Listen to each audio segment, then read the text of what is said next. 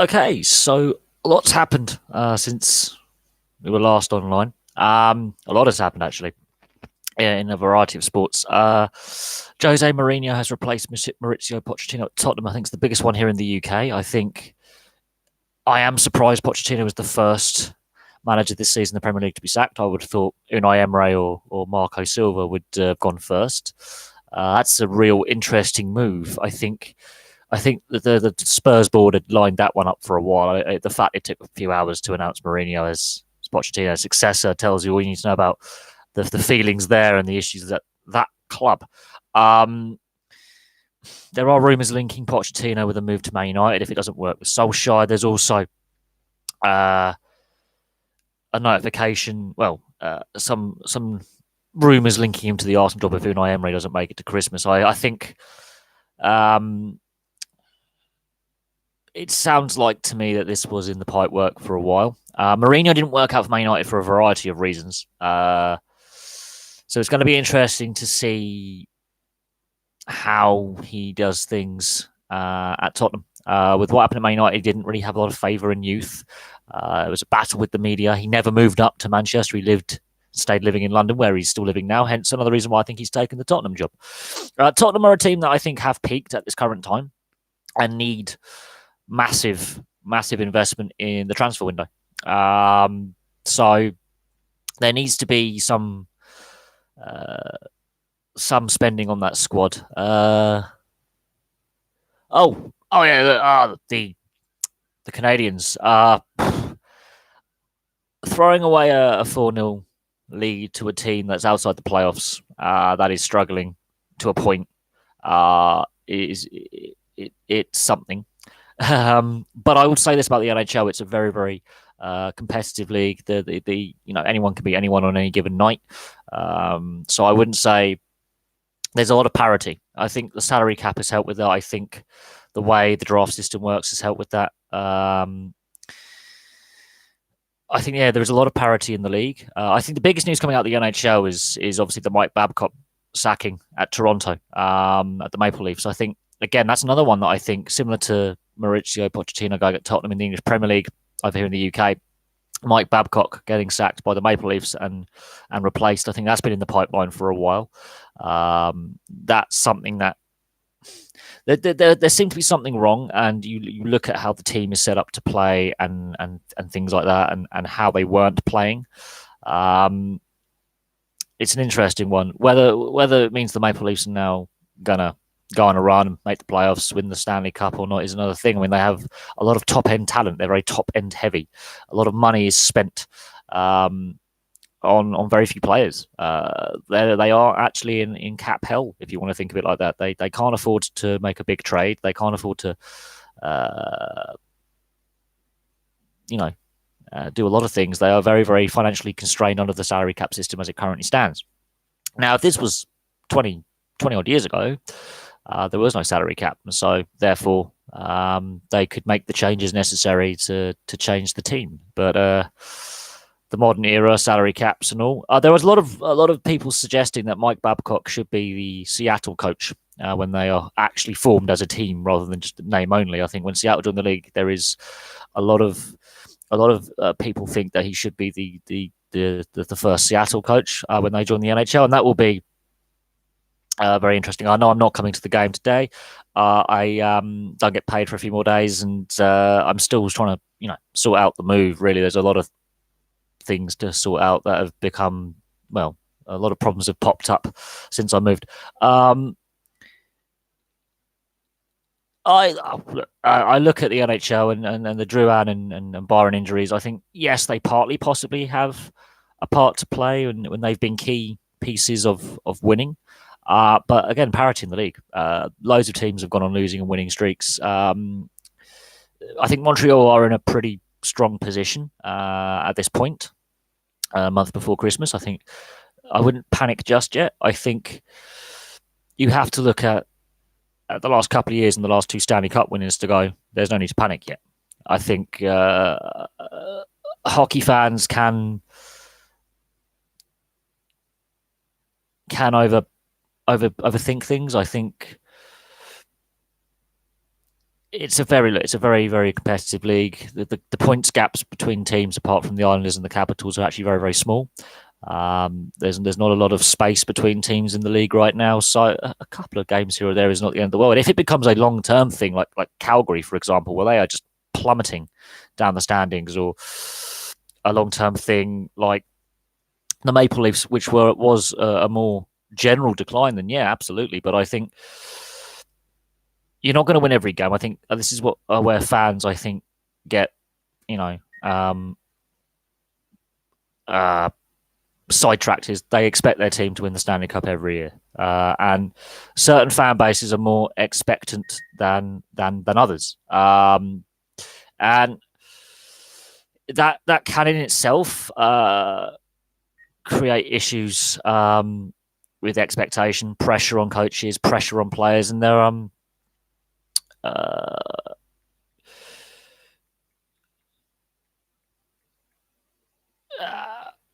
it's just the expectation. Certain markets, I think, put more pressure on their team and players than others. I think you look at Toronto, you look at Montreal. The Edmonton is another market in Canada where there's a lot of expectation put on the team every year, and when the team struggle, the players seem to want out, and morale seems to be very affected in that location. They're doing better this season. There are other locations where the fans, there isn't a lot of pressure, there isn't a lot of expectation, and it seems to help or hinder the team. I don't know how that works, but it is interesting that they've gone on a 4-game losing streak, and yes, there are injuries involved in that. Squad depth is something that is more important now than what it was 20, 30 years ago. I think the game has changed. I think there could be a whole variety of reasons why Montreal are in the position they are, where they've had a little wobble. But you have to look at the whole season and then successive seasons and see where the losing streaks are, where the winning streaks are, where are a team a playoff team or not a playoff team. I think Montreal are not the team they were many years ago. I think the salary cap again has something to do with that. But it's a very consistent market in the sense that even if they miss the playoffs, they're not far out of the playoffs. They're not a terrible team. They're very a consistent team in the sense that they always seem to put together a strong side. Winnipeg's defense is this is where depth is becoming an issue for some teams, again because of the salary cap. There are salary cap concerns for a lot of teams. Other teams have cap space. The Jets are one of those teams that don't have cap space, and where the team is weakest is in that defense area. The defense area is the decor is not as deep as what it was last year and the year before. And absolutely, I think that is a big loss. But at the same time, every team has got to go through injuries. No team has got no injury worries at all. There are a lot of players injured right now. It's the nature of the beast. It's the nature of the sport. And you have to ask yourself a question is like how that affects the AHL affiliates of these teams, because they've got to dip in now to the Manitoba Moose and nick some of their best defensemen, so Samu Niku, for example, and put him in the lineup if they are injured. And this affects the AHL. And this is where I think I feel sorry for AHL coaches who've got to try and have their players prepared for games and be prepared to, oh God, we've lost our best defenseman, our best centerman, our best goaltender. And I feel sorry for AHL coaches sometimes when they can't actually put their strongest lineup on the ice because their best players have been called up to the NHL. And the same for the ECHL. When an AHL team has these call-ups, they pinch players from the affiliate below. So I do feel sorry for some of those coaches in the minors who can't put their best players out on the ice and their best teams out on the ice because the team above, in the league above, has gone, we need to have these players on a two-way contract call-up. It's got to be frustrating for those coaches as well. At the same time, yeah, there are issues off the ice with the Jets. The NHLPA has got involved with the Dustin Byfuglien situation, and they've filed a grievance. So the way that situation's been handled has not been handled well. I think it's been mishandled by all parties. I think they could have easily solved the issues there as soon as Winnipeg were knocked out of the playoffs. They could have quite easily solved those problems very early on and put him on the long-term injured reserve, free up some cap space, kept some of that defence core together. They decided not to do that. They decided to really leave things, and that's a problem. I have faith in Brossoit as well. I think that is a good solid tandem. It's the defence core is the weakness, and Brossoit last season actually had a pretty good record. So he seems a happier goalie now that he's in Winnipeg than he was in Edmonton. I think Edmonton, for some reason, when things go wrong in Edmonton on the ice, when they lose a couple of games, the atmosphere actually off the ice becomes toxic as well. Edmonton seems to be an organisation where goalies don't seem to thrive. They go elsewhere and they do better. So that's my opinion on the Edmonton thing. That there is something in the water up in Alberta, but no, I think Hellebuyck, he's had some wobbles here or there, but I think Brossoit is quite a capable backup who can play 20, 25, 30 games. I think the issue I think with the team that I follow obviously is the defence depth, and again, this is what happens in salary cap based leagues, and I'm going to talk about a few other salary cap based leagues in this video. The NBA, they have a salary cap. Again, injuries play a part in teams there. The NFL, again, salary cap. The NRL in Australia, if you follow rugby league, salary cap. Same with the Super League here. You know, rugby union has salary caps. The only sport that I can actually think of where there is no salary cap is soccer or football, as I would call it football, you call it soccer. And this is where a player goes injured, you can just go out and sign another player. And there's no worry about, you know, how much you're going to pay that player or how long his contract is. You can loan a player, all this kind of stuff. And we're seeing costs there get out of control. Ticket prices get out of control. Issues with attendance at some clubs. Fans feeling a disconnect. Association football. But you can see fans are feeling a disconnect with FIFA, UEFA, you know, national sides, club sides. There's a disconnect because of things. Whereas I think with things like the NHL and rugby league and rugby union, there's less of a disconnect between fan and club and fan and national organisation and fan and the sport. It's easier to access as fans. It seems to be cheaper. It seems to be a sport. Well, sports that have better cultures. I think there's a good way to describe it. And talking about the NFL and the NRL, Valentine Holmes, who was in the International Player Pathway program, has gone back to the NRL, to the North Queensland Cowboys. That's a big thing.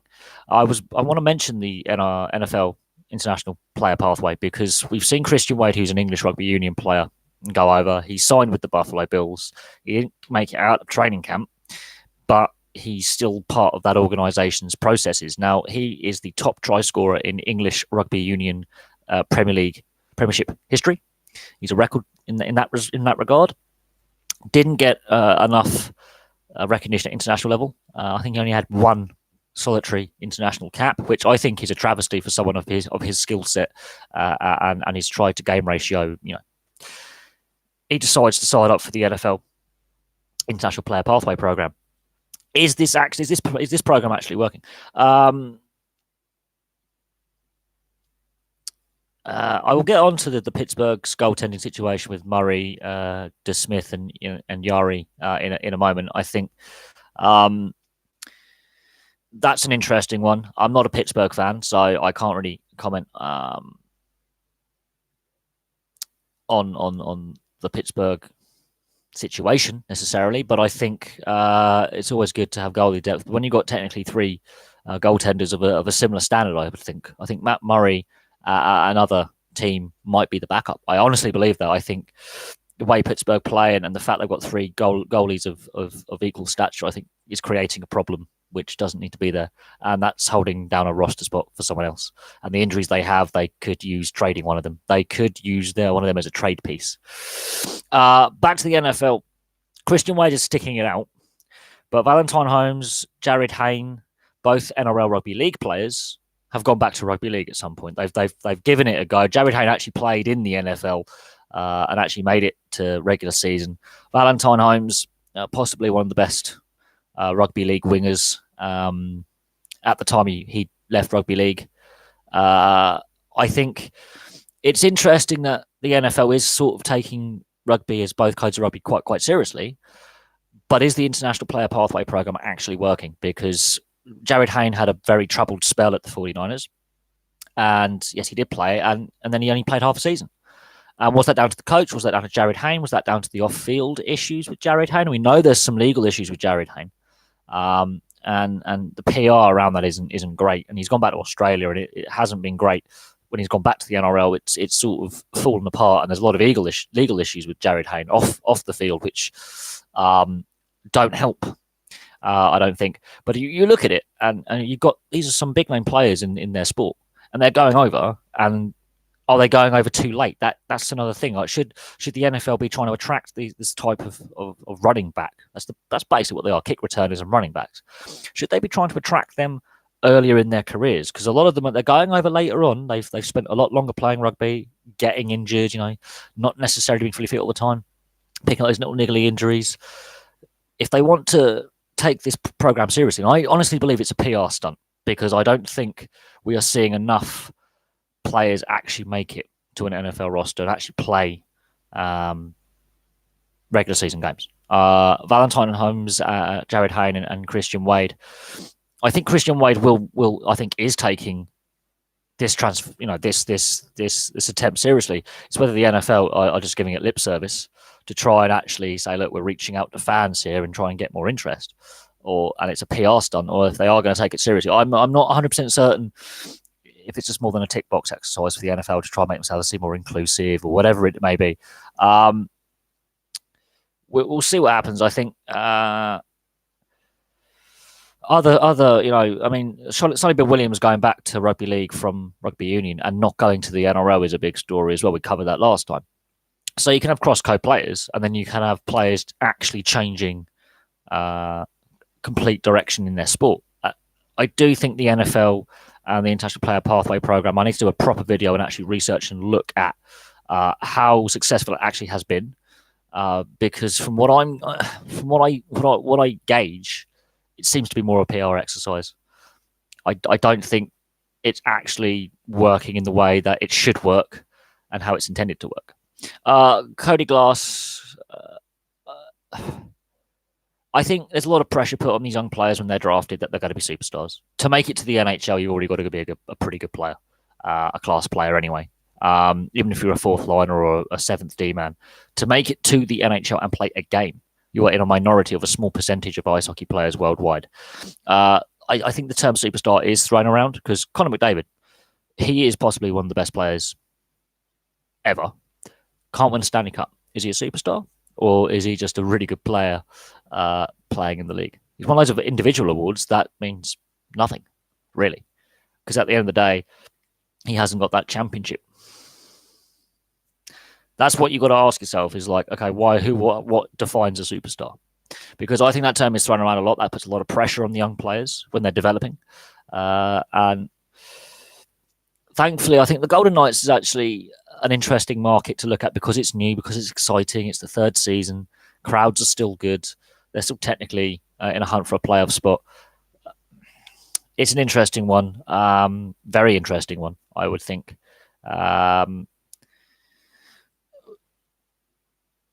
Could he be a superstar? I don't know. I honestly don't know. I think the term superstar is thrown around too much. Very few players make it to the NHL. Very few players who then make it to the NHL play the minimum number of games to get an NHL pension from the NHLPA, which I think is about 80 games or something. And then very few of them actually go on not only to get individual awards, but win a Stanley Cup. And you could say some very average players have won Stanley Cups, and some superstars haven't. So this is where I think the term superstar is overused, puts a lot of excess pressure upon some of the younger players. And in reality, they should just be allowed to focus on their game, develop, play, enjoy the sport, enjoy developing, playing, enjoy their careers, and then at the end of their careers, they should be given, I think, more advice and direction on where to go post-retirement, because I think this is where a lot of sport fails, is what happens when these guys retire. What happens to them? And we're seeing this with the CTE lawsuit right now, which has been ongoing for years. with the NFL and the NHL and other sports as well. We've seen that. We've seen these issues of post-retirement care for injuries, post-retirement mental health issues, post-retirement, debt, alcoholism, drug addiction, a host of things. Pacioretty. That's an interesting one because I think Max Pacioretty, when he was at Montreal, was really, the media and the fan base were on his back for a good couple of seasons, blaming him for a lot of the issues that the team had. And part of those issues were the GM. Part of the issues was the team that was put together and the coaching situation. But I think Vegas was silly giving up Suzuki. I do think that. Thomas Tatar is actually playing better now than he was at Detroit. I think a change of scenery for Tatar has worked. Suzuki, I think, young, bright talent, starting to score points and goals. I think mistake for Vegas to give him up. Second rounders, it's not as the draft is a lottery because we've seen some 7th round draft picks go on to be Hall of Famers. So. And we've seen some first overall picks completely flop and fail at the level that the NHL is, in the sense that the media says, "Oh, this guy's a bust." The fans go, "This guy's a bust." For me, anyone who actually is deemed good enough to play in the NHL, even a handful of games, is still a world-class player. The fact that some of them are godlike and superstar players, and I do say that when you hit 1,000 games, you're doing something right.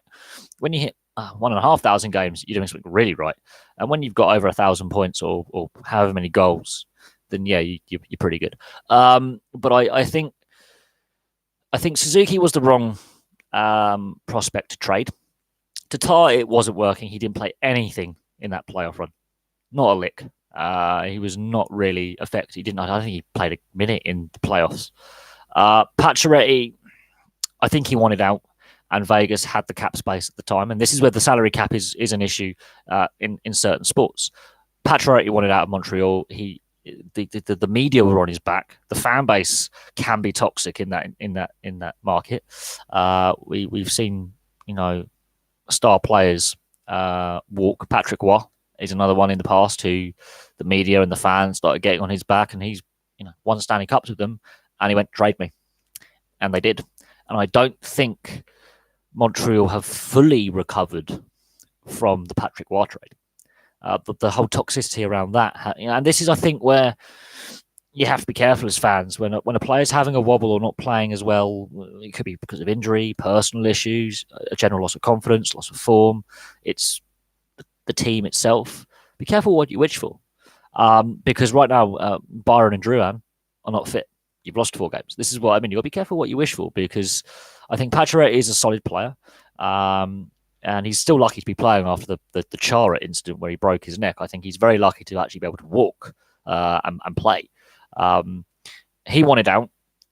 Vegas were the option that were available because they had cap space, being an expansion team that season before. Tatar didn't work in Vegas. He had struggled in Detroit. He's playing better. A change of scenery can do a lot for a player. Pacioretty, he needs to. I don't know if he's just lost an edge with some of the injuries he's had. He seems happier. I think that's the important thing. I think he seems happier and more confident. Vegas is scoring by committee anyway, so he's not relied upon to be the man. It's a team of hard-working individuals. I think that suits him. But I think the Suzuki part of the trade, I think, is where Vegas made the mistake, and Montreal have done a very good bit of business. Norlinder, he's a second rounder. Who would I trade? Maybe another draft pick, a second and a third, maybe 2 thirds and a second. I think I'm not a hockey GM. I don't think it's a job that I would envy, because you don't know if Suzuki takes a serious injury or loses form or falls out with a teammate or whatever it may be. He may not work in Montreal next season. It might be a complete and utter piece of cheeky bit of business on Vegas's part to offload a prospect that wasn't developing. But from all the games that I saw him play and all the preseason games and And the few times he played for Vegas and when he's played for Montreal, he looks pretty good. Not gonna lie. But I don't know enough about depth charts of all the teams and prospect pools. But I think Vegas need to be careful they don't trade away too many draft picks. I think they're going to become if they get in the playoffs this season, that's good. If they miss the playoffs, they are going to be in cap hell. I think they've overpaid some of their roster, which could be a problem. Paying too much. I think Suzuki may not have been the right prospect or the right piece to trade alongside Tatar. However, they do have an excess number of defensemen, and I think that's where you want it. Instead of trading Suzuki, you put one of their defense depth core on that trade block. But I don't know. I mean, Pacioretty wanted out. Pacioretty, okay, he hasn't scored as many goals as Vegas would have liked, but he seems happier. He fits into that side really, really well. I think he has a leadership quality there, as he has been a captain of a team, so he has that leadership experience. Suzuki, they couldn't find a place for him on the roster. He is too good for the AHL, but I think he was the wrong piece to move.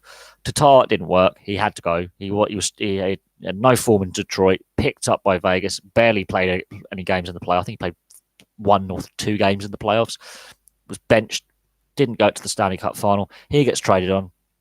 He's had a resurgence. He seems to be happier as well.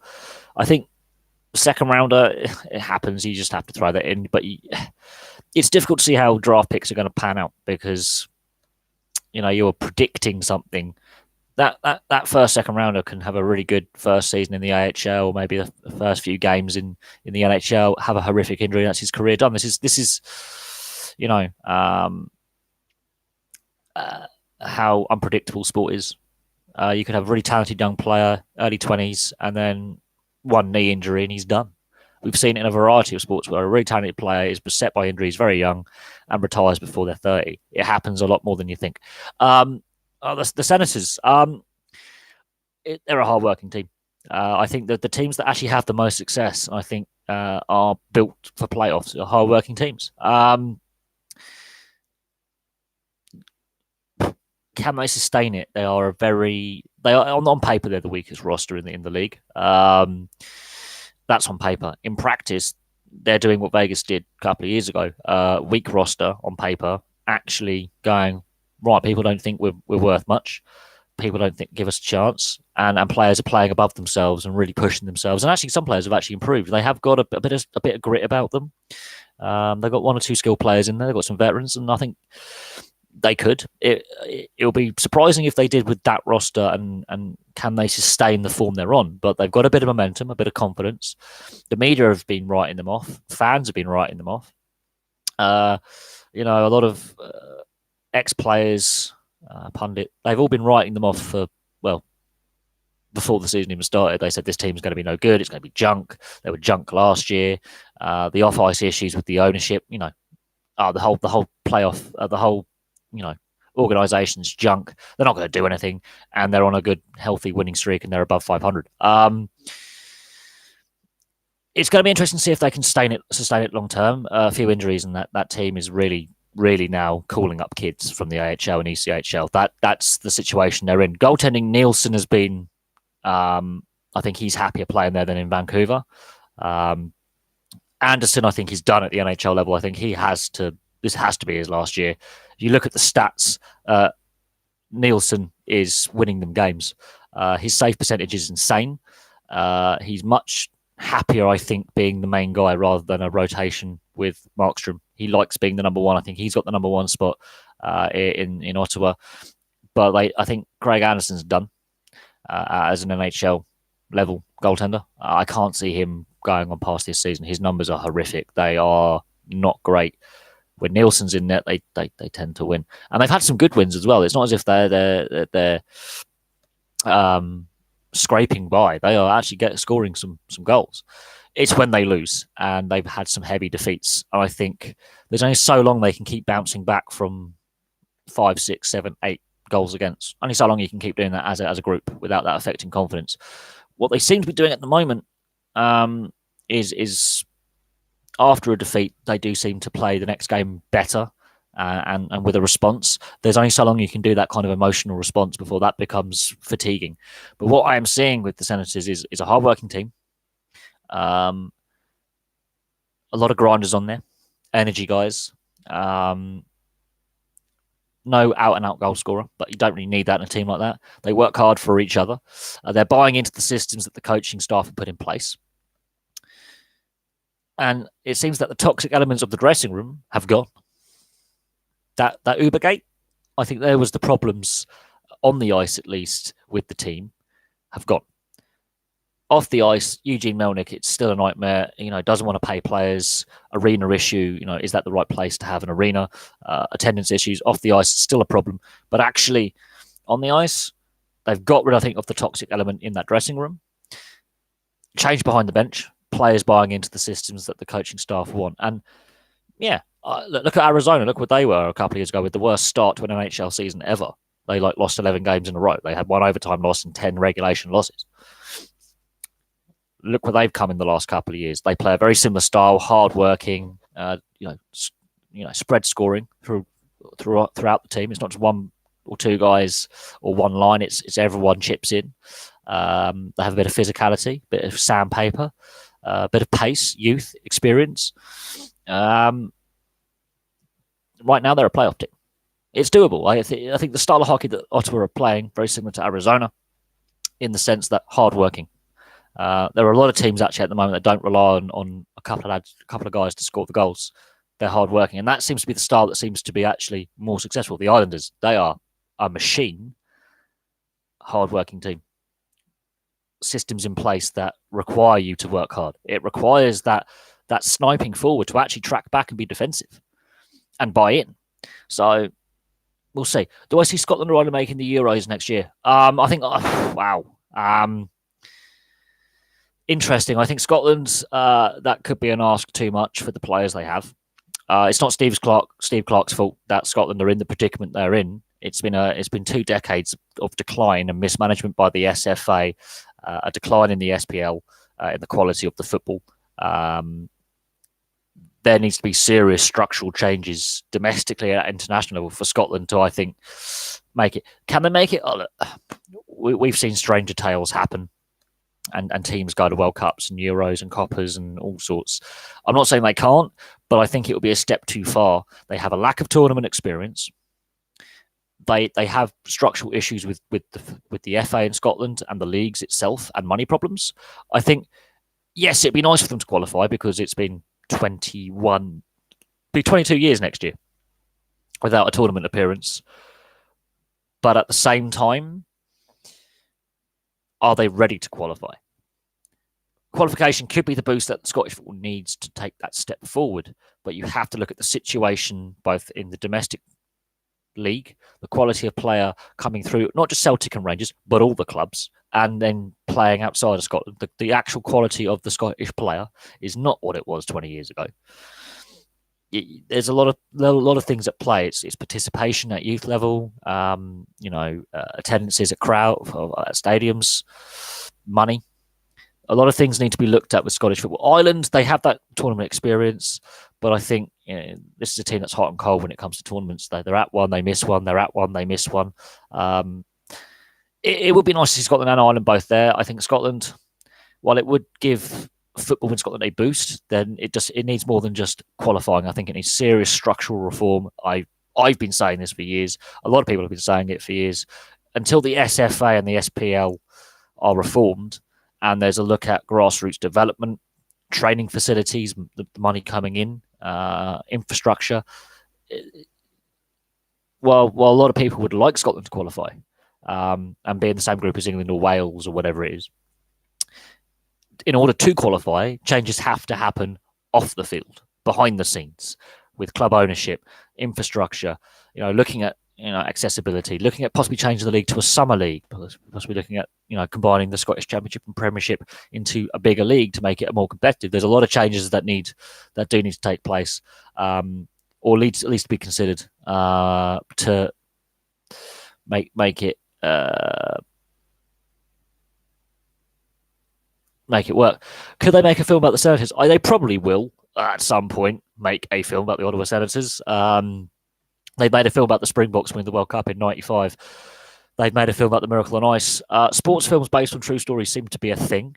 And they seem to do quite well at the box office as well. I would say this. While Eugene Melnyk is the owner of that team, there will always be uncertainty about the team's future and direction of the team.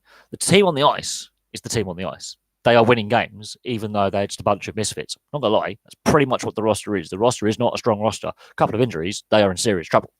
Anders Nielsen gets injured in goal. I don't have faith in Craig Anderson to win the games that Nielsen is winning. Simple. The fact is, a lot of those players, they're depth guys that you'd find in the bottom six or bottom pairing D-men.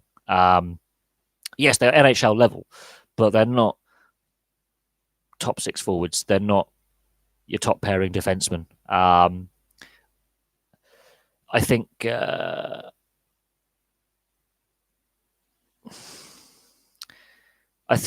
with what we're seeing is more off ice issues that are affecting things on the ice. We've seen the fact they've lost Erik Karlsson, Hoffman. The Duchesne experiment didn't work, and I think he was part of the toxicity in the dressing room. Ubergate, Melnyk making references to moving the team, issues with attendance, issues with ownership in general, and issues with contracts. Guy Boucher, I think he should have finished out that season. Mark Crawford, did a decent job, holding the fort down until they found an adequate replacement. But you got to look at the roster now to the roster in 2016. That has been cold, absolutely cold. And that's partly to do with ownership not wanting to pay players what they're worth at market rate. Now, I do think some players in the NHL and across all sports are overpaid massively for what they do. A lot of sports stars are massively overpaid. There is no denying that. Absolutely none. No denial there. But you have to look at a whole... could they make a film? Oh, look, if they're going to win the Stanley Cup now, absolutely they'll make a film about it. Absolutely. But, yeah, the team's been through a lot. But you look at some of the other teams who are having issues, Minnesota and LA, they are looking like they're going down the same road of having mismanagement, poor ownership, and a lack of direction. So it's going to be interesting to see what happens. I think, I feel sorry for the Senators fans, and I do actually feel sorry for the players that are playing there. Obscure sports film, you've got Cool Runnings, based true story, although they changed it for cinema. Happy Gilmore, that's just a joke film, but Happy Gilmore. Longest Yard, that's got a sport reference in it. Le Mans, Rush, any of the hockey films like Slapshot, Mighty Ducks. Sports films, there's loads. There's one about the Philadelphia Eagles with Mark Wahlberg in it when he becomes an NFL player. That's pretty obscure. That's an obscure one. I forget the name of it. It's not actually that important. There are quite a few floating out there. And yes, they did make a film about Michelle Payne being the first female jockey to win the Melbourne Cup. So there are a lot of sports stories that become films. Invictus, the '95 World Cup, they made a film about the Japanese victory over the Springboks. I think, could they make a film about the Ottawa Senators if they go on to lift the Stanley Cup or go on to do a good playoff run and transform themselves with this team? Absolutely, they can do that. But at the moment, with what we're seeing is a team that is being mismanaged off the ice, away from the actual playing and the sport itself, away from the battle on the ice. It's being mismanaged terribly behind the scenes, and I think that is having an effect on players that have left. I think some of the trades that have been done, some of the players they've lost, I don't know. It does make you wonder what's going on with direction of the team going forward, the future of the team, the investment the team needs. But it does make you think. I think, Guy Boucher could quite happily come back to the to the NHL. I don't think he's a bad coach. I think he had the rug pulled from under him and wasn't given the support by Michel Dorian or Eugene Melnyk. I think he was hindered by off ice issues. I think that's had an effect on how, you know, where the team is. But you can't blame the players that are playing. They're playing their hearts out. They're putting themselves, on the ice every night, and they're putting in 110, 120%. I think the issue is the off ice issues at that team, and we've seen a whole host of teams that have been, where players are going out to play and putting 110% in, and off away from the game, it's a shambles. Take for example, Portsmouth in the English Premier League about a decade ago. Club was bankrupt, utterly bankrupt. They had points taken away. The players went unpaid for years. Some players are still owed money. They went out and played. They got to an FA Cup final, had no money. The goalkeeper, David James, who I have actually met, by the way, went unpaid for 2 years to help the team. He went unpaid. So when you say, Guy Boucher, and people are going, he's a bad coach, he was being undermined by ownership. He was being, made the scapegoat for the team's problems when there were issues with, and those issues still persist. So the fact that these players are going out and winning games, back to back, on a win streak as well, it's not just like they're winning games, they're winning successive games. Says something about the character of those players. But it's not the first team to be mismanaged in the NHL or any league for that matter. We have seen chronic mismanagement be allowed to happen in a variety of sports and leagues, and it happens far too often. We've seen it here in the UK in association football, in what you call soccer. We've seen it a lot. Bury going out of business and Bolton having a massive points deduction. We've seen it. We've seen it this year. We've seen it only a couple of months ago. It happens. It happens far more regularly than I think it should.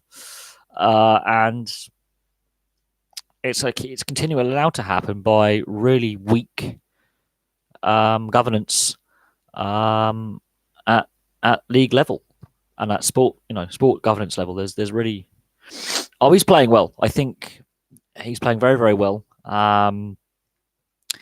He's on pace to smash his career highs.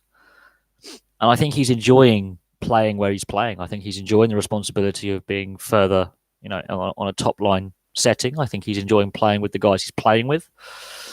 And he's been given the minutes by the coach. So hence why he's playing well. Previous seasons, he's been more of a depth guy. And having seen and looking at how he's playing, I think he is playing himself possibly into a trade. Not that I don't think he wants to get traded. I think he actually wants to win with this team and win games with this team. I think this team and the style of play they play suits him and suits his style of play. We've seen it with William Karlsson at Vegas. A change of scenery and a change of team do wonders for points production and goals, and how he's still sustaining a higher points total than at Columbus. So some players suit certain environments and certain setups better than others.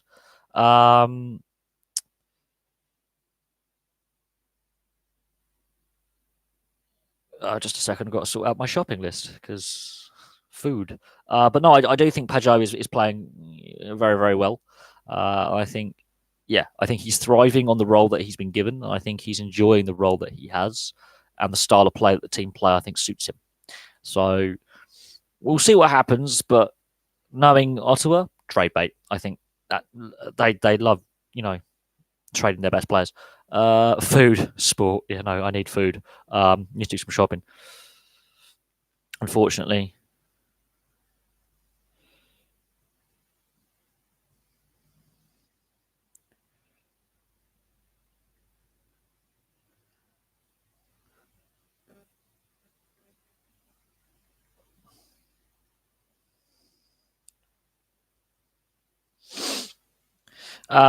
So, you think it's possible for Jonathan Quick to bounce back if so?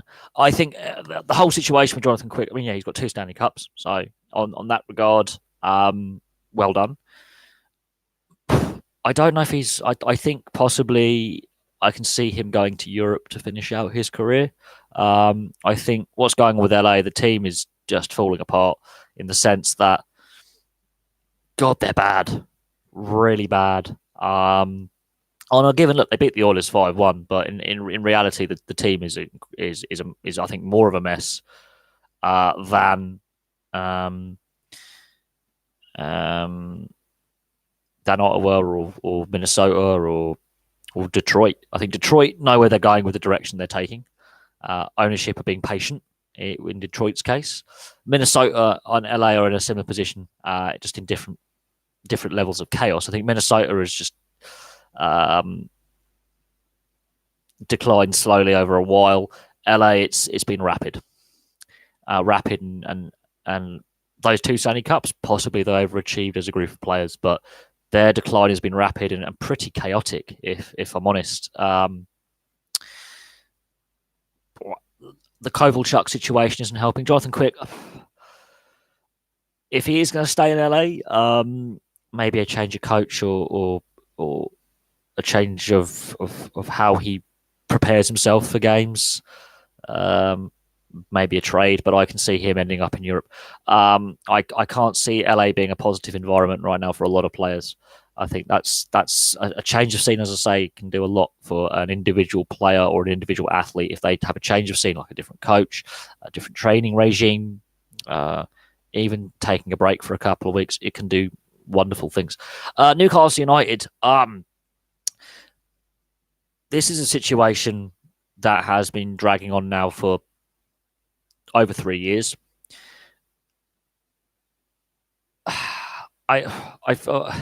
We've seen obviously Rafa Benitez walk away from the club because of the uncertainty off the field. And talking about uncertainty off the field, this is now becoming an ongoing issue. It's going to be an ongoing problem for years unless a deal is done. And I think Mike Ashley is now starting to damage the club more by not selling. But again, this comes down to governance of the sport and the lack of willpower to bring in stronger governance. There seems to be across the board football or soccer for the North American viewers seems to be badly governed. We've seen some pretty shocking governance in the NRL and Super League. Rugby unions now, with the Saracen situation being found out as well.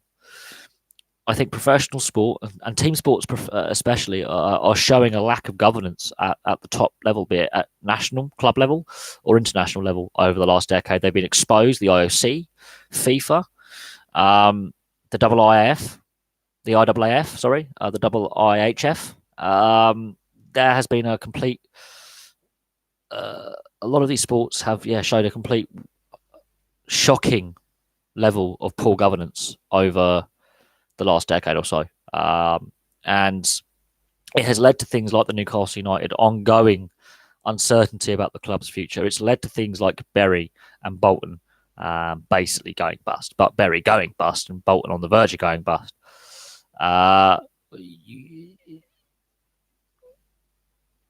You look at the CTE lawsuit in North America, and the fact that the NFL and NHL, didn't want to take responsibility for, players' injuries. I don't know. The sports governance is why Newcastle United are in the position they are. The FA have brought in the fit and proper persons test, yet they don't enforce the fit and proper persons test. As long as there's money coming in, they don't care. But when things go wrong, they've shown a lack of strong leadership on this issue, and they are failing fans, players, coaches, backroom staff, people who actually work in football are being failed because the FA doesn't actually properly, enforce financial fair play or the fit and proper persons test. It makes a mockery of the rules that they're not even properly enforced. Montreal's goaltenders. I think Carey Price is overpaid. I'm not going to lie. I think the contract he's on is stupid. Well, we've seen it with the Islanders before. in the past, famously, you don't pay your goaltender the most money. And he started to become injury prone. So that is a concern long term that Montreal are stuck with this contract. He's untradeable, not because they want to trade him, but they can't.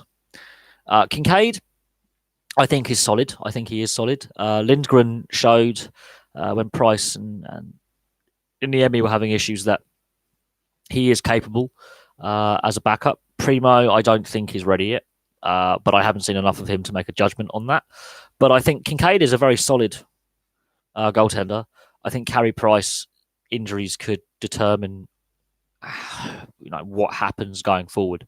I really, really do. But then we saw with Vegas when Fleury and Subban went down, they went down to their fifth. Dansk, they really went through Legace. They got to Ferguson and they were still winning games. So it can galvanise a team a little bit because it means that the other players have got to go say, well, we've got to reduce the amount of shots this guy's got to face, and they tend to tighten up a little bit. But I think, if Carey Price has another serious injury, then that is a concern. But I think Kinkaid and Lindgren, I think, are long term going to be there. Primo, a bit more development, I think. But again, a lot of, I think people overemphasize and too much over expectation with these young players. So Primo, there's you've got to allow these players to play and develop their skills and reach their potential by just letting them play.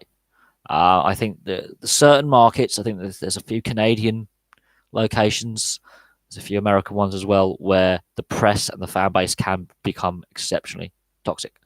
I think Malcolm Subban he's made it to the NHL. He's in his, he's played games, he's won games. I think with him it's more of a confidence thing. And I think Vegas overplay Marc-Andre Fleury as well. So he doesn't get the game time I think he requires to build up that confidence and to build up that experience to then in that key game make the save necessary. But I do think he's from a hockey family. He's one of 2 out of the 3 brothers have been to a Stanley Cup final.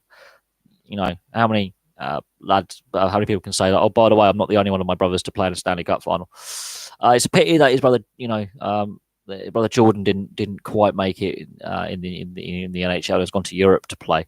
It is a pity, but he's still a top level player in his own right in Europe. PK Subban, jury's out on PK at the moment. I think with what's happened with the Devils and how things ended with Montreal. But Malcolm Subban, he's a pretty solid goaltender. I think it's more of a confidence thing, and a lot of goalies, I think it's more of a confidence thing than actual ability. I think Vegas overplay Fleury. So we'll have to see what happens going forward there. I think that's possibly where Vegas could have the most weaknesses in goal. Oh no, he's gone to Europe now. I don't think he will come back to the NHL. I think or an AHL. I think he's going to stay in Europe and play out his career there. I think it was quite clear that going forward, very, very skillful player. Defensively, the way the game is going right now,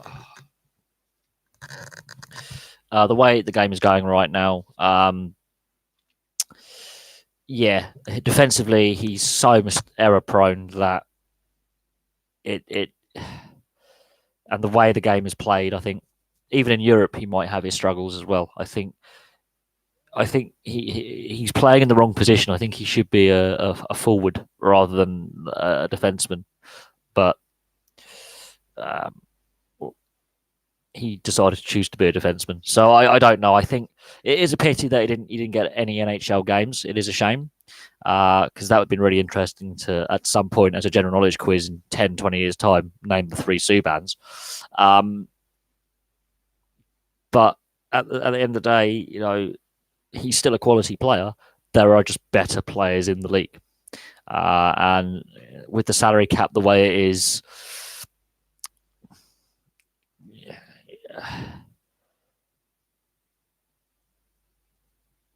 I don't know. I think Yakupov has shot his bolt in the NHL. I think Yakupov has shot his bolt in the NHL.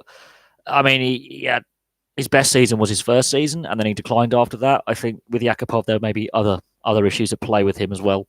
I've done a video on his numbers in the NHL, and they are stark. That how he does not live up to the potential he had from his first season, and how he actually gets worse. He doesn't get better. You made a peak at around 25 to 28. He peaked when he was 19, 20. There's other issues with Yakupov, and I don't think he will make it back to the NHL. Although Kovalchuk has come back, so anything's possible. But I think Yakupov, I think GMs and teams know what he's about now. I don't think he'll come back as a depth guy either. I really don't. I think he shot his bolt. I think there are issues there. I don't know what the issues are, but I think there are off-ice issues as well as on-ice issues with Yakupov. I think possibly a bit of a playboy as well. I think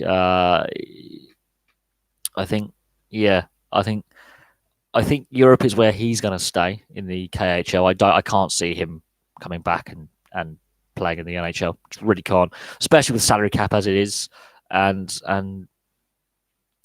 first round draft pick and all. I just can't see it happening.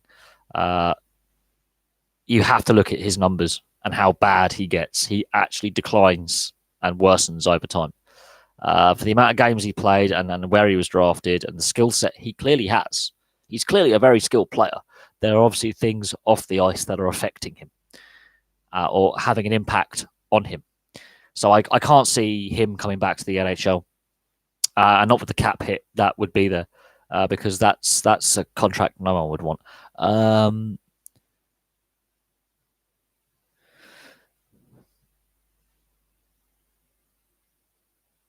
Look, some players just don't get a chance. Pirri, for example, is another one who doesn't get a chance. But again, you've got to work on what coaches are seeing in training, what the GMs are seeing, and you can't just say, "Oh, he's not been given a chance," because clearly he's part of that squad and he's been called up and called down. So you've got to have some faith that these coaches know what they're doing.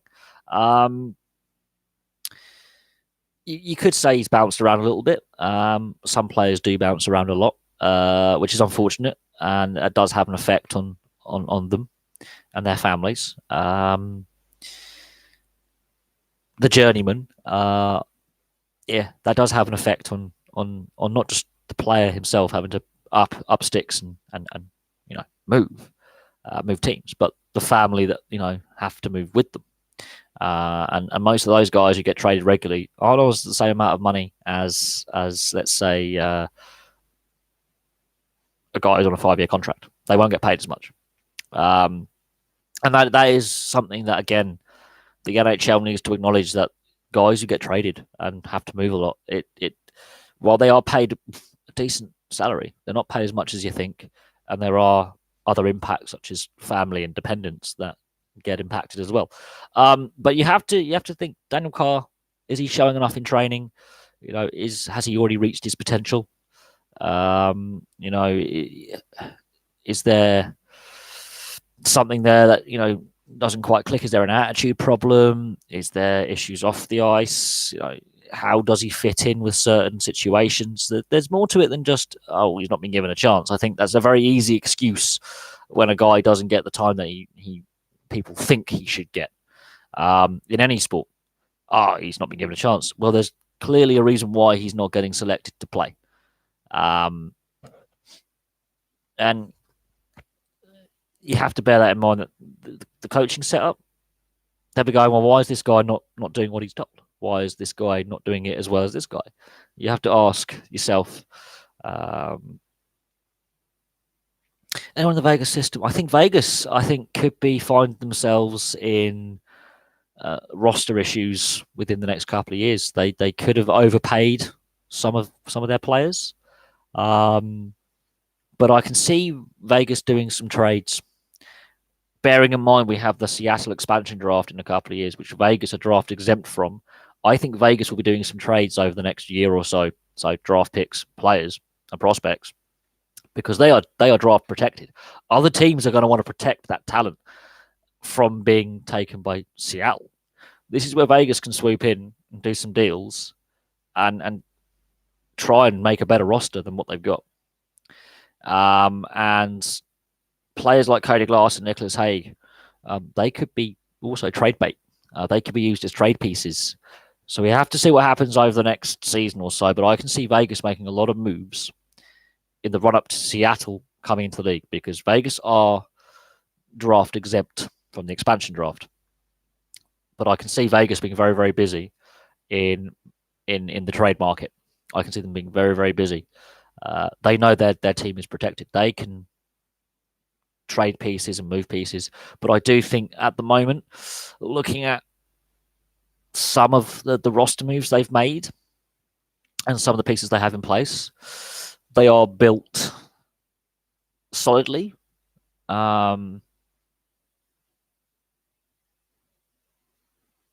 But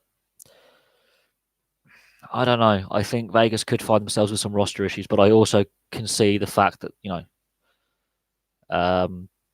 there may be some roster changes coming up with the trade market at some point in the next 18 months. I can see it. Before Seattle joins, I can see Vegas doing a lot of moving. Calgary, I haven't seen the results, so I'm not going to comment on the Flames, but they have been on a really tough run. Their form has deserted them to a point, and there are issues with Giordano and Gaudreau. They're just not playing well enough. And Matt Tkachuk being the best player is concerning that he's also tailed off in his scoring, even though he's got the best numbers overall on the season. So there are issues with Calgary. I think they're still recovering from that playoff mess last year. We'll see what happens with Calgary. They need something to spark them, and we'll see. Yeah, I think the Vegas team of 2017, 2018, and that run to the Stanley Cup final could get a film made about them. That would be quite an interesting film, actually, because it's Vegas. So you're setting a film in Vegas, all the glitz and glamour, and then you put a hockey team there.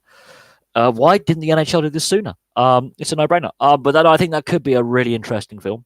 Who going to get to play certain players? That's going to be really interesting. If they made a film out of that, that'd be kind of fun. That would be a good laugh. I think that would actually be quite a funny film as well. But there's a lot of things that we as fans didn't see. There's going to be things about how that team was put together. There's going to be some interesting things that will come out in time about how the team was put together, behind the scenes things that we don't know about. And there's the public image we see, but I bet you behind the scenes there's some interesting stuff that goes on in that locker room. There's some interesting stuff away from the ice, and there's some interesting things that happen there. The Oilers will get in the playoffs. The way they're playing, the issue with the Oilers is away from that top two lines, the lack of scoring depth. They seem to be a very, very top-heavy team. Whether they can maintain it is another thing, but they are a very top-heavy team.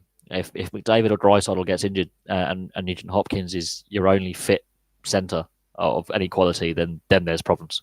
The fourth line just doesn't score enough goals. The third line, and Nugent Hopkins, he's a solid player, but if McDavid or Draisaitl go down injured at any point or suspended, that's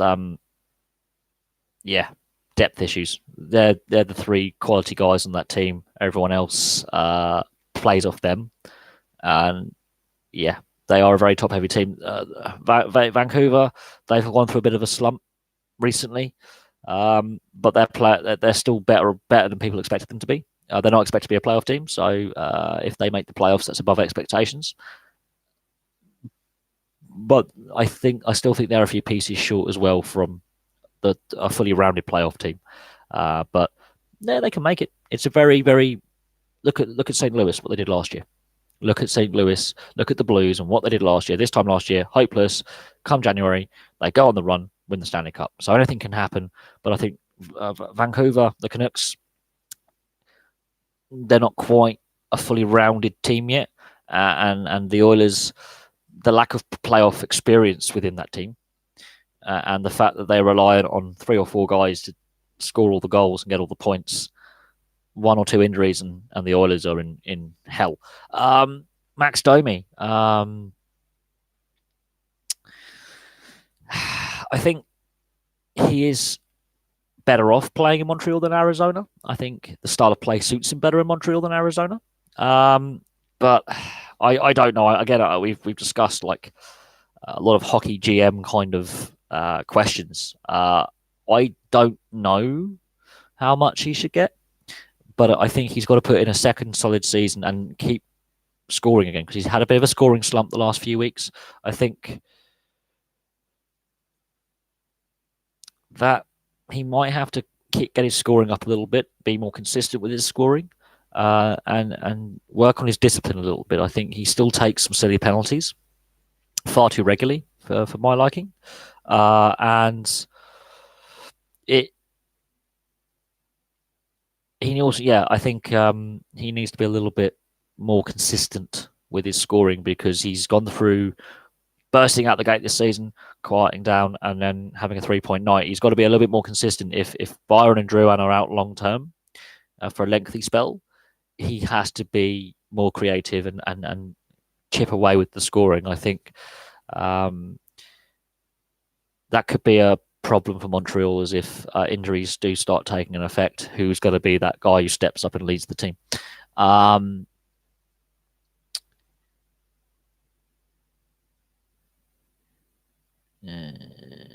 look, the Oilers as a team are 2 of the best players in the world right now. But as I say, if you've got 3 players who are all first-round draft picks basically carrying the team, Nugent Hopkins, Draisaitl, and McDavid. After that, it's depth guys, solid NHLers, not star talent. And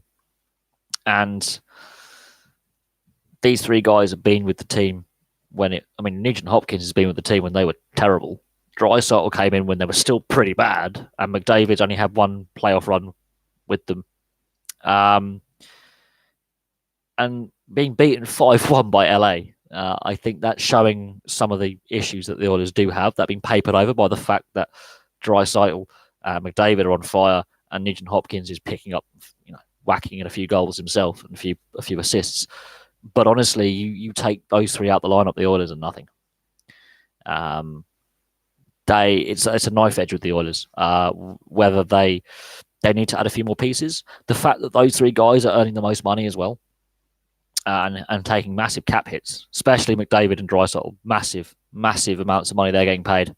If one of them or 2 of them go down injured at any point, the Oilers are in serious trouble. They need to add 1 or 2 more pieces. They need to find an underrated talent from somewhere to add to that team. And if they don't win now, if they don't go on a playoff run this season and win the Stanley Cup, I'm going to find it hard to see some of those players sticking around as well. And if they have a struggle, if they do blow what looks like a certain playoff position from here, I don't know. But they have the potential to be a regular playoff team. They need to add a few more pieces, and then you can definitely say they're a championship winning team, because they're relying on 3 players to basically carry them every night. And there's only so long they can keep up that scoring pace as well without assistance from other players. I think it's too early to talk about trophy nominations. Pageau is playing well. Too early to discuss individual awards. I think it's still too early to discuss who's the Stanley Cup champion, really, and who's going to be there. But I think plus minus is a stat that really doesn't get used properly. The only time you can reuse it is in short periods of time. When a team is doing well or a team is doing bad, you can look at who's playing well and who's playing badly.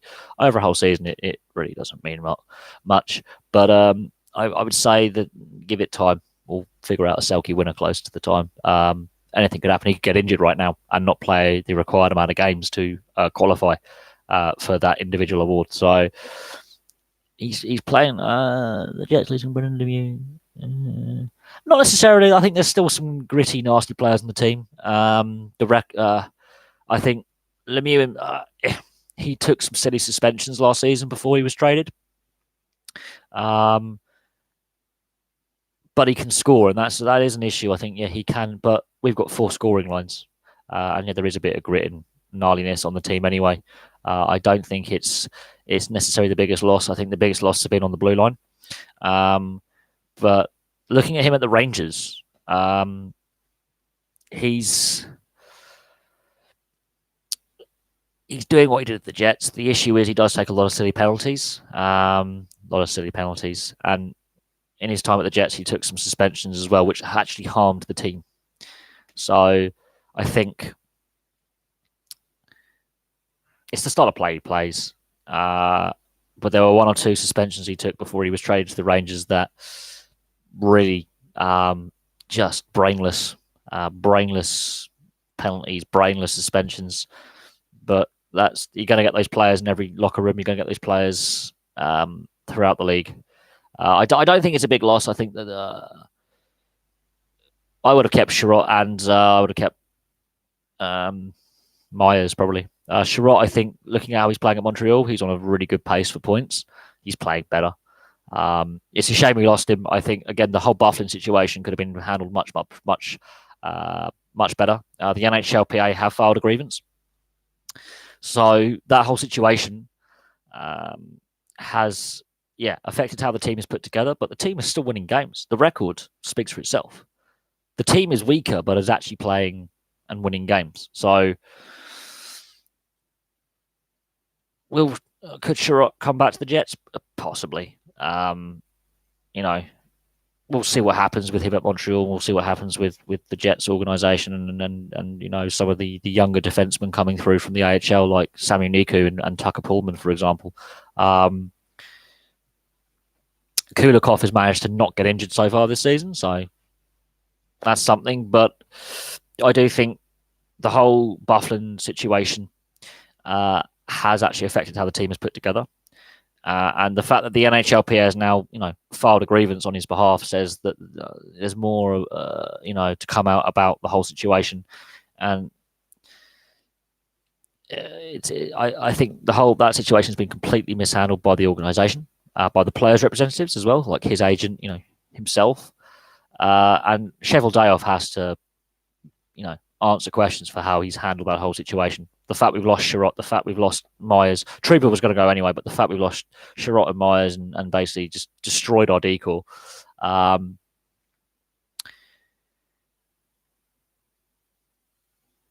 don't necessarily think it's necessarily that. I think he's been advised by surgeons to take some time off and have the surgery. He's been battling injury for a while. It's the style of hockey he plays. But I think they could have put him on long-term injured reserve as soon as the season ended. He has the surgery, he has the recovery time required, heals up, allows the roster to be put together. And then when he's ready to come back and play, a trade is made. A player is waived. The way it's been handled, and with the grievance that's now been put forward by the NHLPA, it is what it is. I think a lot of the blame has to lie with Cheveldayoff as the GM. I think Paul Maurice has handled himself handled the situation quite well, in the sense that I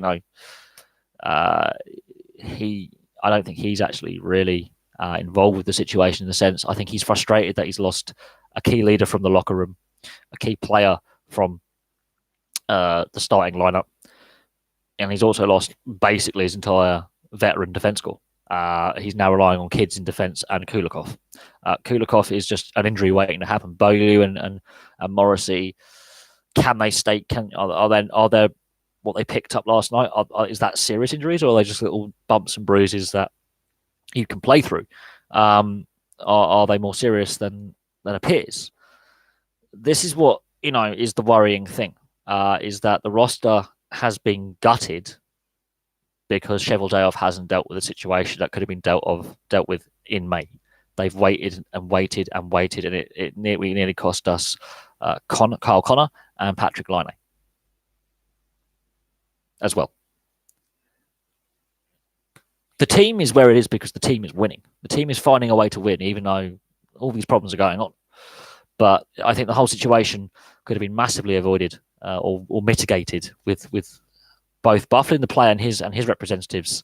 I think deciding the decision quicker, and on the organisation end of thing, I think Cheveldayoff dealing with it better as well.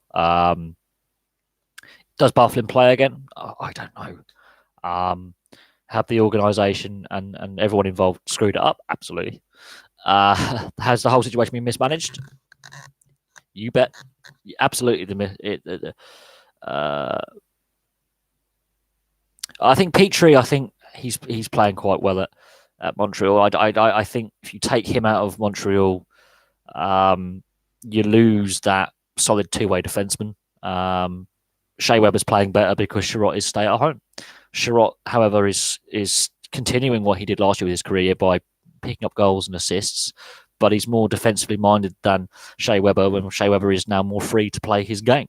You take Petrie out of the Montreal Canadiens and a player like Shea Weber gets injured or Sherratt gets injured, then you have problems in your defense score. But yeah, I think who are we going to trade for?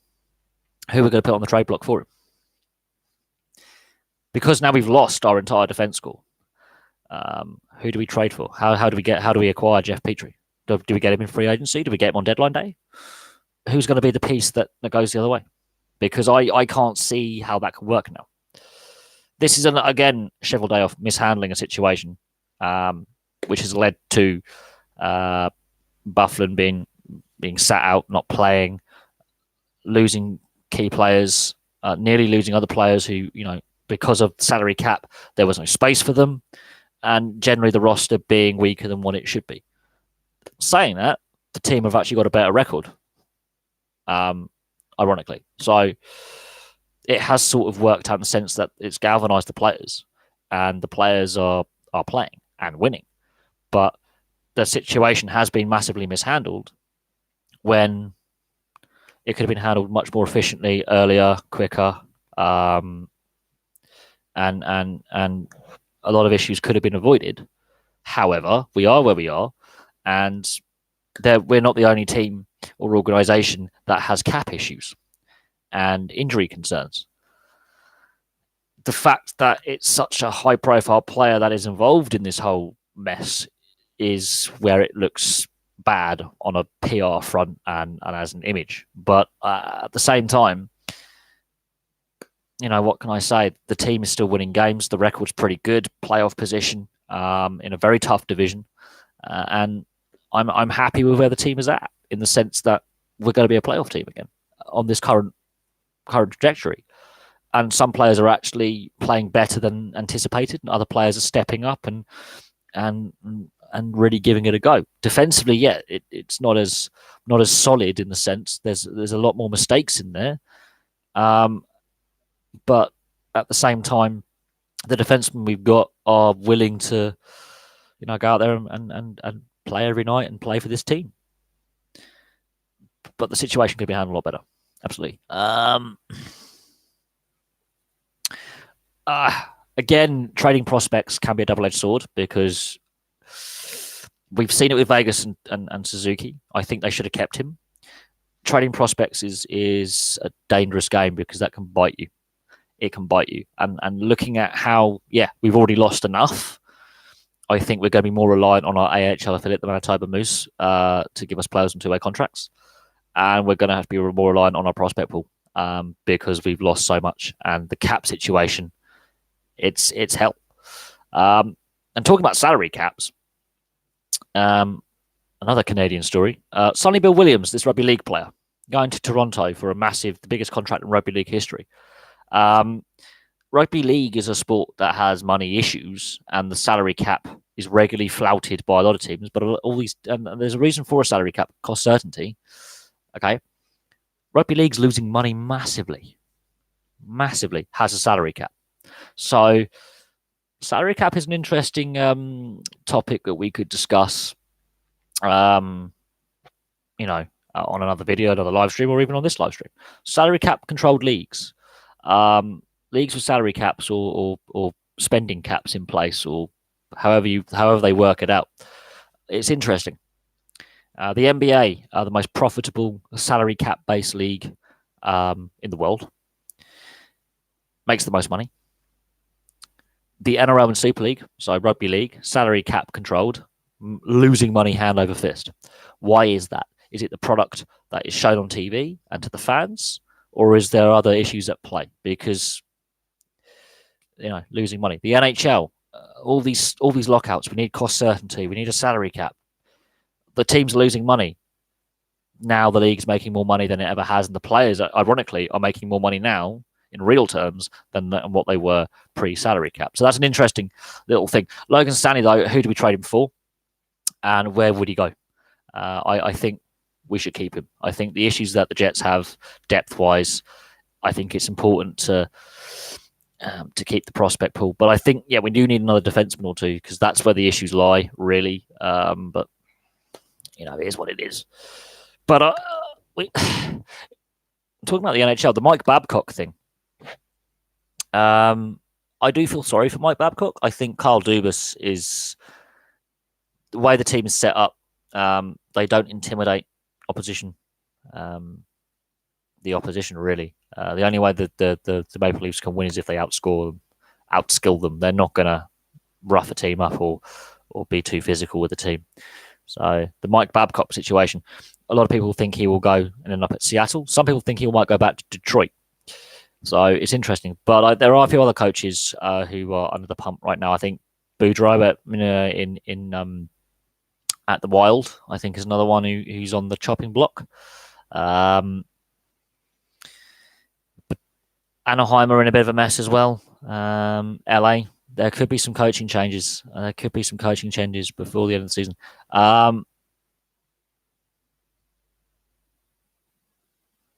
Puljujarvi. It's very clear that Puljujarvi wants out of Edmonton. He has gone back to Europe to play. I think Laine is going to stay where he is. Honestly, I think he is going to end up staying where he is long term. I'm not sure who would really want Laine. Really, he's too inconsistent as a goal scorer. I think Laine needs to get his goal scoring back consistently. Puljujarvi, again, Edmonton and a prospect not working out.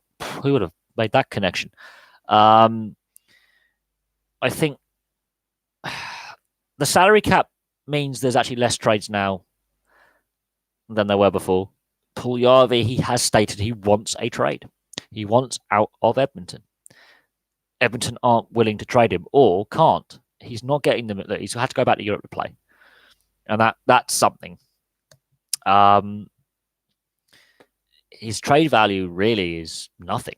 And because he's publicly stated he doesn't want to be there, and has made a very big statement by going back to Europe to play, what NHL GM wants to have a player who publicly criticises the organisation, whether the player's in the right or the wrong, and then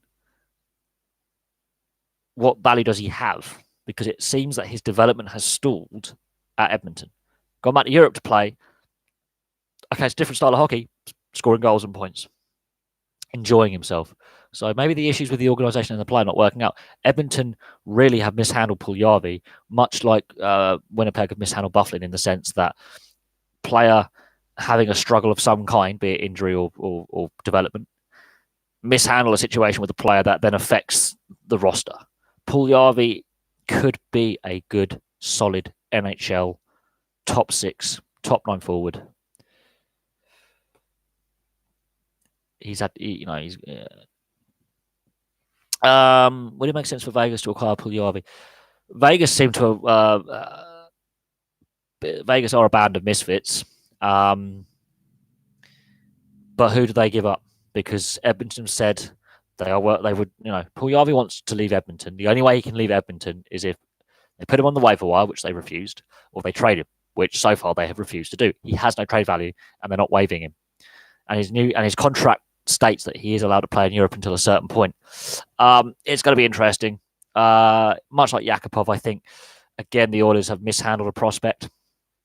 I think Puljujarvi just wants to play.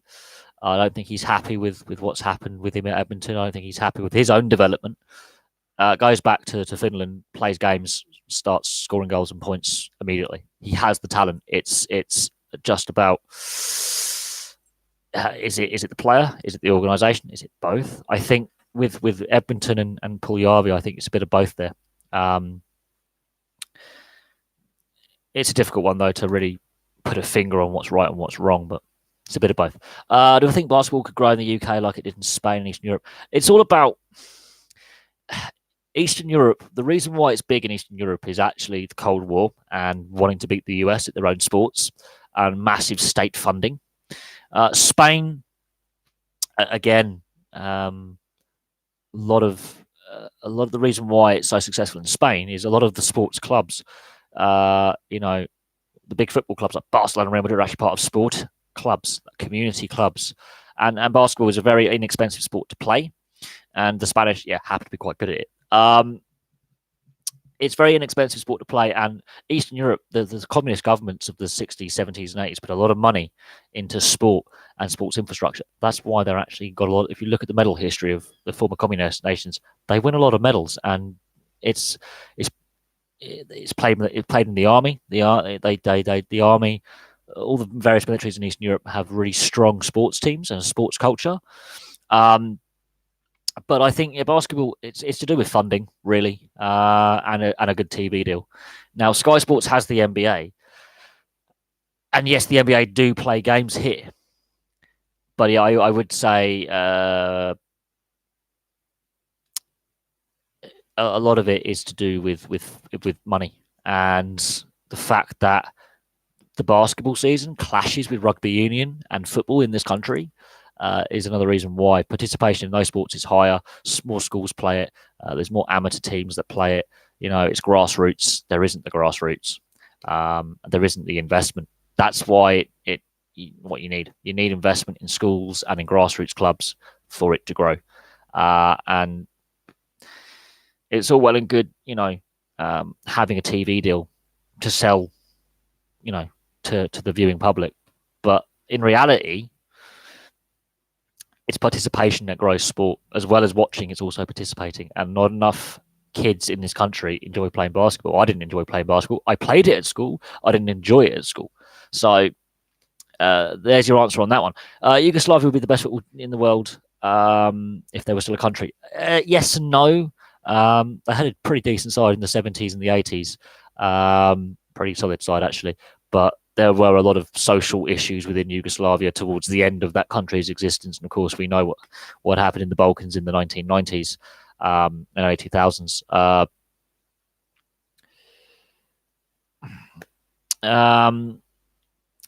Oh yeah, I know Australia is big onto basketball. Australia is very, very popular with the youth. But at the same time, Australian sport right now has got all sorts of funding problems. And again, you need the grassroots first, but then not only them just playing in the streets and actually playing on basketball court, but actually playing in organised youth and amateur leagues and grassroots, amateur adult clubs as well, to then increase the player pool. And then you need more participation, yes, but then you need the coaches in place and the infrastructure in place as well. Without the infrastructure in place and the coaching there, it's all well and good, a bunch of lads going down the local court and playing, but it needs to have sustained investment and sustained infrastructure. It's all well and good, kids playing, but you need that people, trainers, coaches, people to, be scouted. I think the NBA could do more in itself. Very profitable league, lots of money. The NBA could do more to grow the sport outside of the US and Canada. Absolutely. We've seen what's happened with the Raptors. They win, they win the playoffs, and then within days, the Ontario regional government are taking down basketball courts, cutting funding for those kind of youth activities. So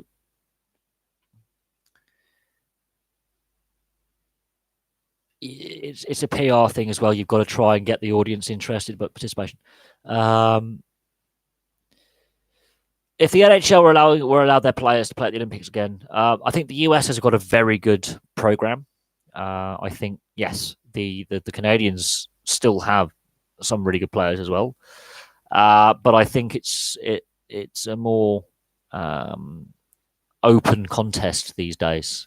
I think the US and Canada would still be up there as favourites, but I also think you've got the Russians and you've got some of the European nations have shown with the quality of play that they are now producing, that it's not going to be a walkover with the US and Canada.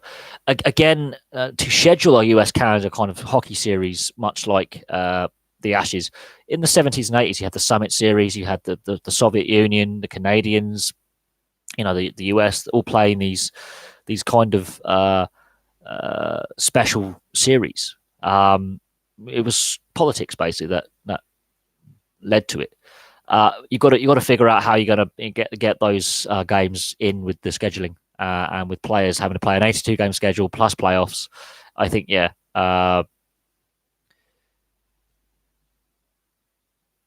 so it is what it is. It's been done before. These kind of like international series have been done before, so it's not a new thing. But how would you schedule it, and when would you play it? Would the best players be available? There's already issues with the World Championships when they start is during the playoffs, so some of the best NHL players aren't available to the top nations in the world because of the Stanley Cup playoffs. The Olympics, there's still that ongoing rumbling with the IOC and the NHL about, will the players be allowed to play? The players want to play. There's no doubt there, but would the teams be willing to suspend the season for 2 or 3 weeks? Their best players having the risk of getting injured. So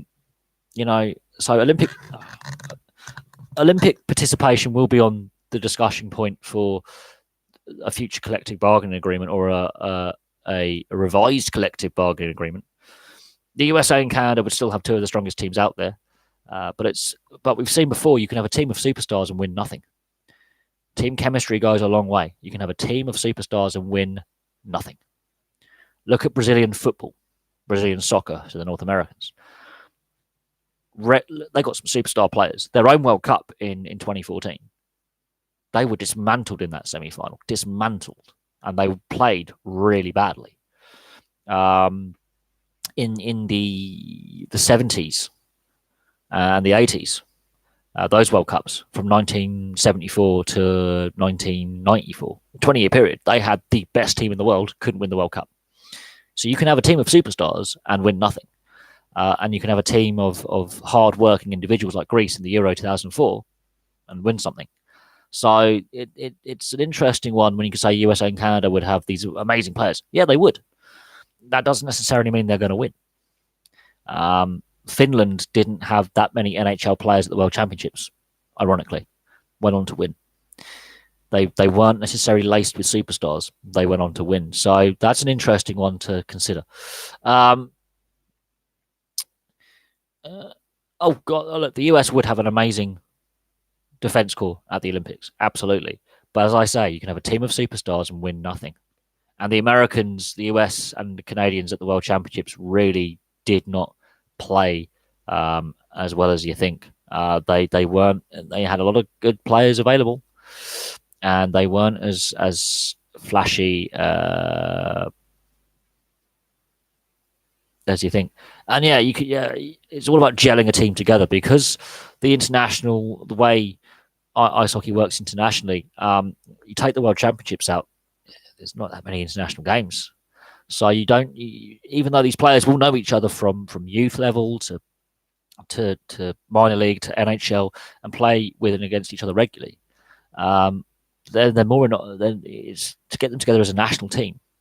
They'll play for 31 different teams. That squad will play in every single team in the NHL, pretty much. You'll have players from all over, and they won't necessarily all like each other. This is the thing. It's just how hockey works, and that's going to be an interesting dressing room as well.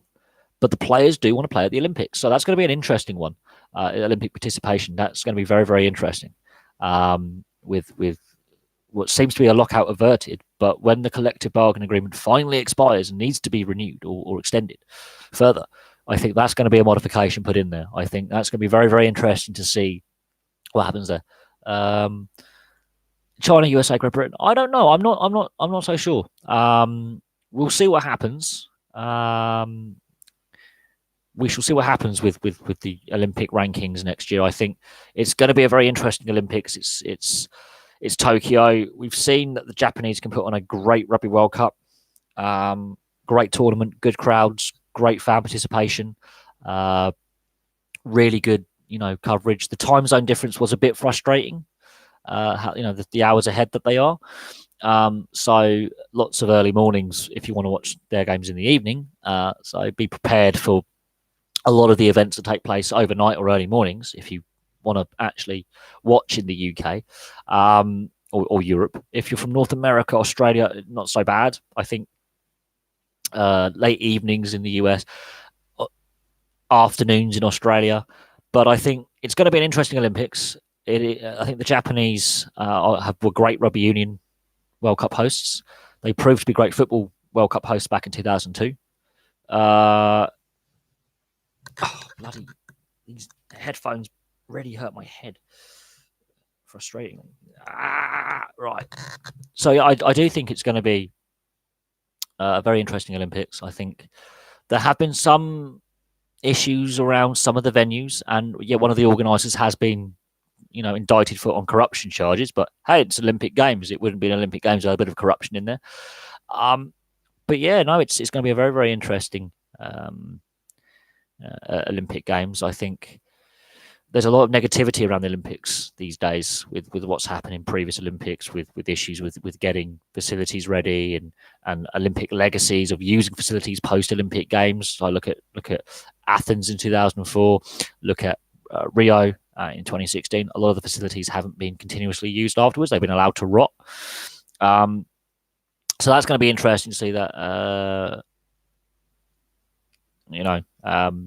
What goes on there? Yes, the technology as well with appealing a decision or viewing or used in training is getting interested. More use of technology in sport. That is a thing. So we'll see a lot of new events. So it's going to be interesting. It really is. I think the issue is the ruinous cost for some of these host nations. But I'm glad to say that the Rugby Union World Cup has left me feeling very confident about this Olympics with attendance and participation and legacy afterwards. The tournament that I have a concern about is the 2022 World Cup in Qatar, and what's going to happen, with attendance, especially because we've seen with the World Championship Athletics how poorly attended those events that championship was, and how they actually had to pay people to be in the stadium to make it look like they actually cared. That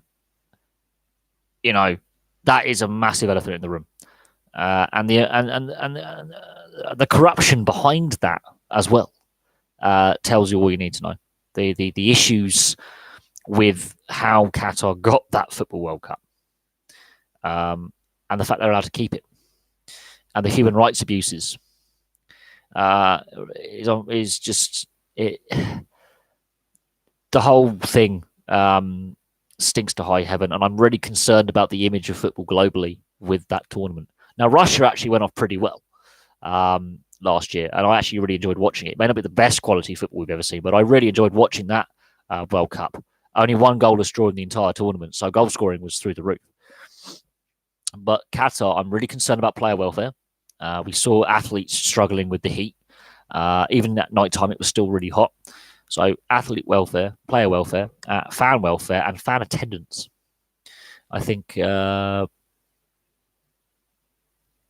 God! Look, they are the corruption behind it, the human rights abuses that are occurring, and the athlete and fan welfare, because of the temperatures that they're going to be operating in is massive concerns that have never been fully addressed. And they're now changing when it's going to be played. They're going to have to play it in November. So that means changing the regular seasons for domestic leagues altering, the regular seasons for domestic leagues in Europe and South America to suit the World Cup. So a lot of players will not have a lengthy break from football. They're going to be playing 24/7, 365 days a year in 2022, 2023.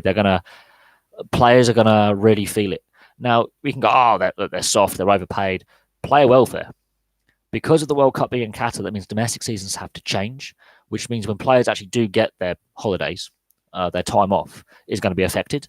And rest and recuperation in professional sport is vital to avoid health and injury concerns. So, yeah, there are a lot of issues surrounding the whole Qatar World Cup. And, I have my concerns for 3 years' time. It's going to be 3 years' time that we are playing this World Cup. So a lot of concerns about it. And this is why I talk about sports. I spoke about sports governments earlier on. Sports governance over the last decade has been shown up to have allowed corruption to dominate. And a lack of foresight, a lack of strict governance has allowed a lot of things to happen that shouldn't have happened. So lots of drugs cheating. Lance Armstrong basically destroying cycling's image. There are other cheats as well, but Lance Armstrong really just shattered that one. Lots of rugby league and rugby union players getting caught doing recreationals. The NHL and NFL having the CTE lawsuit because player welfare has been not really on the top shelf of things, the to-do list.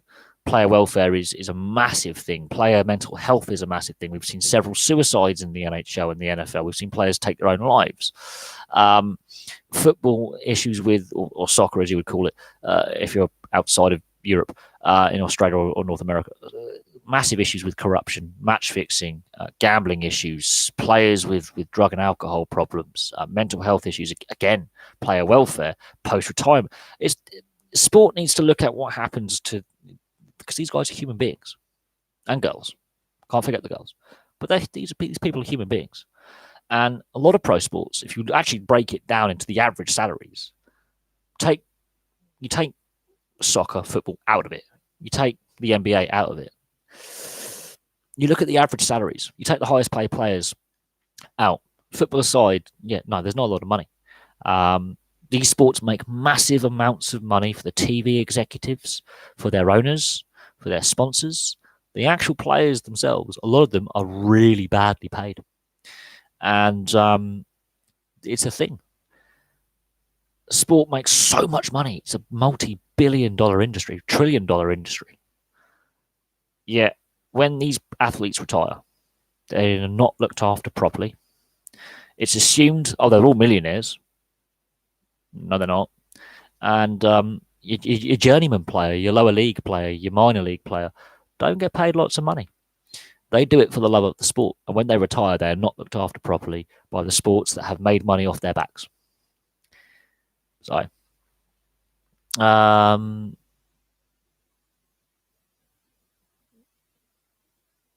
look.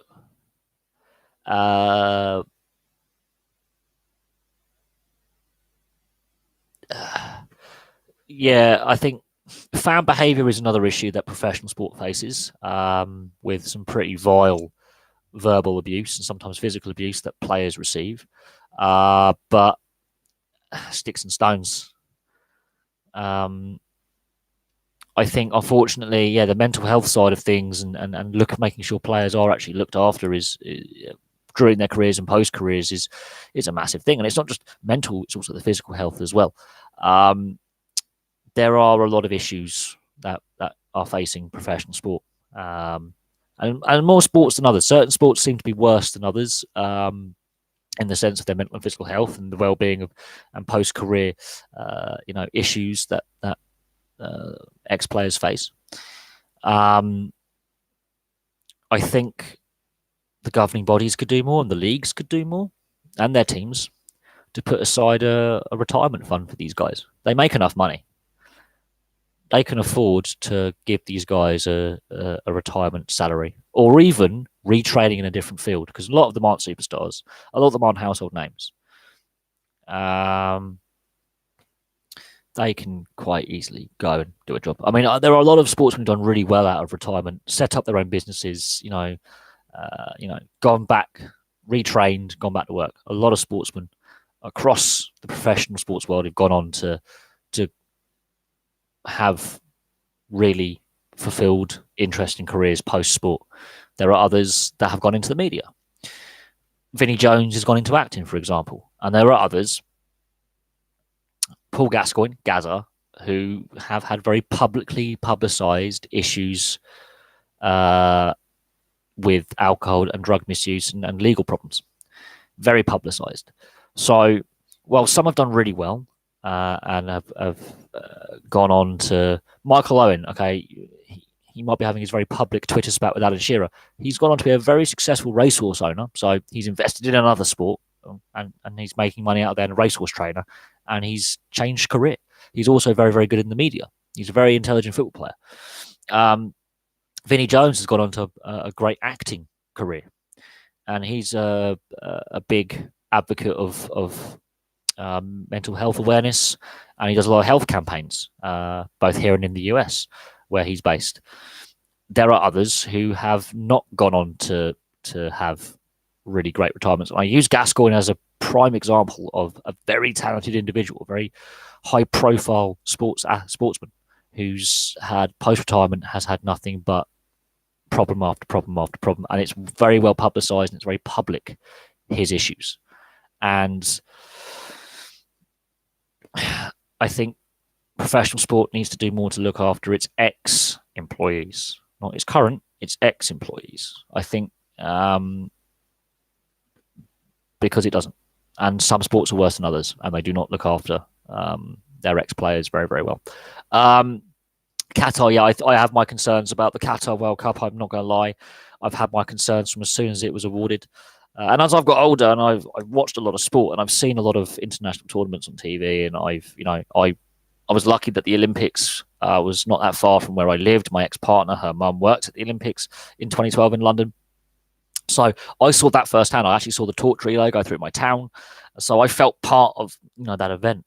And that was a brilliantly organised Olympics. And yes, those facilities are still. I live near Eton Dorney where they're rowing. I'm only a few miles up the road from Eton Dorney, so I can, ride down to Eton Dorney on my motorbike and walk along the park down there.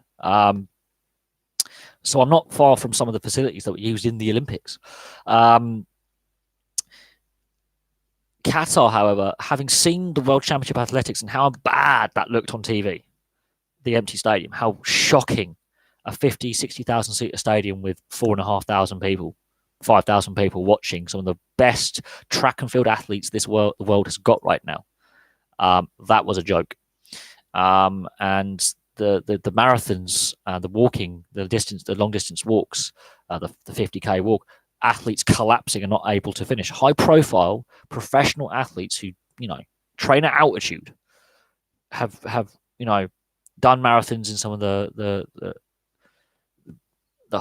really tropical locations as well. It's not just like struggling in the desert heat and not completing. Bearing in mind, they would have had a while to prepare for this World Championships. They would have known, and that tells you something about the welfare of the football players and fans at the World Cup. It's going to be not great football to watch. It's going to be. I think it's going to be an absolute. It's going to be so damaging for FIFA and the brand of the sport. A sport that's had enough scandal over the years. This is going to be so damaging for professional football. So damaging that it may never recover fully. And also, yeah, the LGBT Q plus community, whatever you want to call it now, the rainbow people. Yeah, the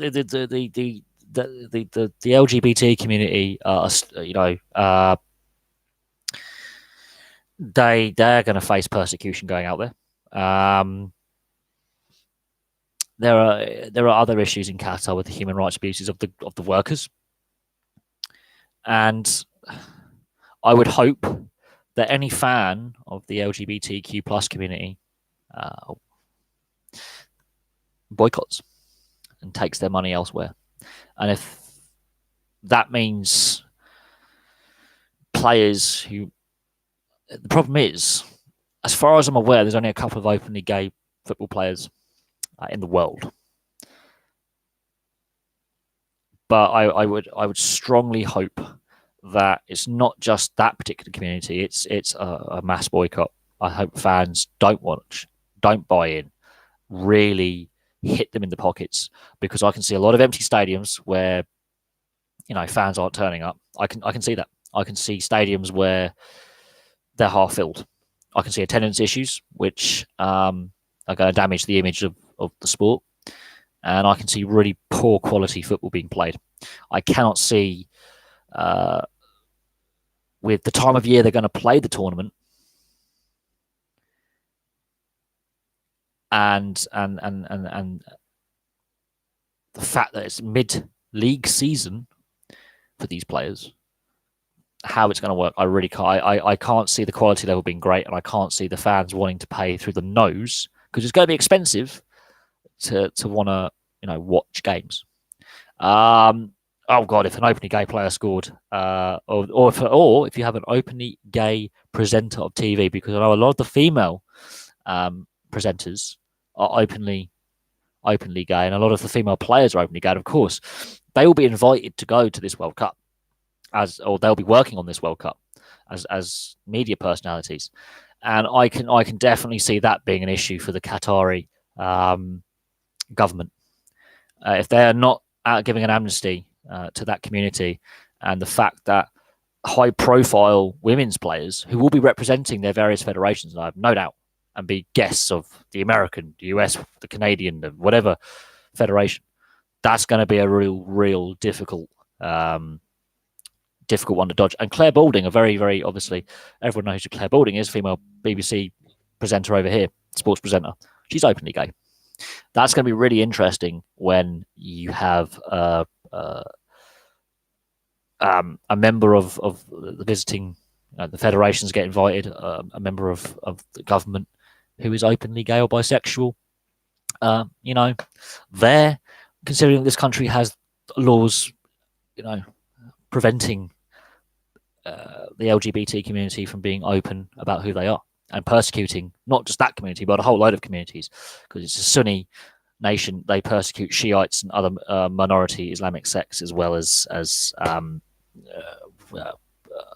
others. So the human rights abuses is a massive concern, but the corruption and the fact that FIFA went, we'll keep the World Cup there.